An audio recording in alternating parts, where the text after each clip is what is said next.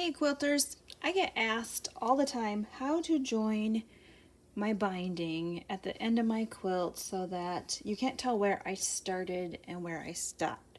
So today I'm going to show you how I do it. Hopefully it works for you. It's quick and easy. And there's a couple of tools that I like to use when I'm doing this. I like to, for dark fabrics, I use my white pencil, and for light fabrics I like to use friction pens. Remember, on friction pens, they are meant to be only on the back of your fabric or in the seam allowance, never ever ever on the front, because it can be permanent. The other thing I like to use is my Quilter Select 2.5-inch ruler. Love the Quilter Select. They have grippy, they're wonderful. So as you can see, I have my where I started, which is about 5-6 inches, and that is loose, and so I don't sew that down at the beginning. And then over here is my extra from where I'm ending. And so I normally cut my binding at 2.5 inches, so I'm going to overlap at 2.5 inches. If you cut your binding at 2 1/4, you would overlap 2 1/4. So you line this up along the edge of your quilt, making sure that it is nice and flat. There's no ripples, anything like that. Then you bring your other one over and overlap it. And I try to be sure that I can see my piece of binding that's on the underside so that I am able to line that up. And then I just line up with that edge. And then since I'm dark fabric, I'm going to use this. Draw a line with my pencil, and then you can see my line right there. And then when I cut just to the left of that line. That way, if you cut directly on that line or to the right side of that line, you're going to end up with your binding being a little bit too big, and you're probably going to end up with a pucker. So I always cut just to the left of my line. And then as you can see, now we are overlapped. And so next thing we're going to do is, I have to move my quilt here. It's always easier for me to work this way. So my bottom one, which is,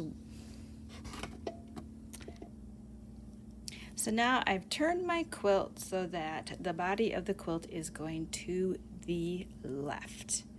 And then this is my beginning and this is my ending. So we're going to take this top one where we ended and we're going to lay it down so it's on the 45. And then we're going to bring this one, open it, it's going to come straight up, open it up, and we're going to lay it on that edge so that it is lined up here and here. And then I always put a pin in there in the angle that I'm going to be sewing at, because sometimes I forget, because I can be angrily challenged. Then we're going to line up our ruler, and I always make sure I can see that bottom side. Line up, and draw our line. And then you're going to stitch on that line. I'm going to put another pin in here. And so we're going to stitch right on that line. So I have stitched on my line, and now I'm going to pull my pins out and double check that everything will work. So if you pull it tight, you can see that my angle is correct and that I have joined it on the 45. So now what we're going to do, we're just going to trim this. Trim so that you have a 1/4 inch in there, and you can, if you want to, go to the iron and press this. I usually just finger press everything, and so I just open it up. I always press open on my binding so that I have less bulk in my seams, and finger press that so that it is laying nice and flat. So then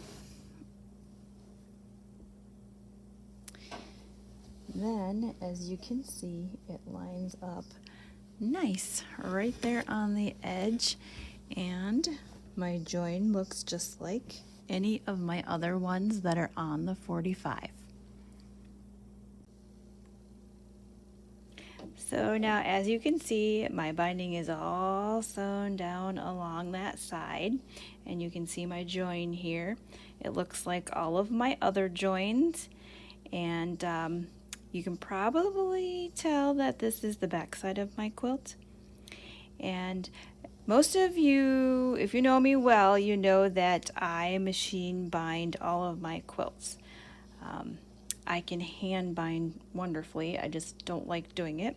So I do everything by machine. So I always sew my binding to the back, and then I fold my binding to the front, and I stitch right along this edge. And that will be another video. One of these days I will show you how I do that, and hope this one helped you. If you have any questions, you can always stop out at the shop and talk to me in person and get some pointers, and I will definitely help you out.